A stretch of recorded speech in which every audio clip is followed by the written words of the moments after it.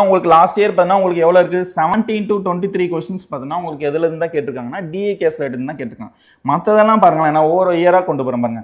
மற்றதெல்லாம் பாருங்க பார்த்தீங்கன்னா உங்களுக்கு என்னது குவான்டிட்டி கம்பேரிசன் பார்த்தீங்கன்னா ஒரு கொஸ்டின் தான் இருந்திருக்கு. நம்பர் சீரிஸ் பார்த்தீங்கன்னா ஒரு 4 கொஸ்டின்ஸ் இருந்திருக்கு. சரியா, அதாவது டேரக்ட் நம்பர் சீரிஸ் இல்லாமல் இப்போ சொன்னல அந்த மாதிரி நம்பர் சீரிஸ் பார்த்தீங்கன்னா ஒரு 4 கொஸ்டின்ஸ் இருந்திருக்கு. சரியா, அதே மாதிரி பார்த்தீங்கன்னா டேட்டா சஃபிஷியன்ஸ் ஒரு 2 கொஸ்டின்ஸ் இருந்திருக்கு. குவாட்ராட்டிக் ஈக்குவேஷன் பார்த்தீங்கன்னா 3 கொஸ்டின்ஸ் இருக்கு. அப்போ பார்த்தீங்கன்னா நம்மளோட அந்த ஸ்பீட் மேக்ஸ்ன்னு சொல்லுவோம்ல, அப்போ அதுலேருந்து பார்த்தீங்கன்னா இது ஒரு 4 கொஸ்டின்ஸ், இது 3 கொஸ்டின்ஸ் தான் இருந்திருக்கு.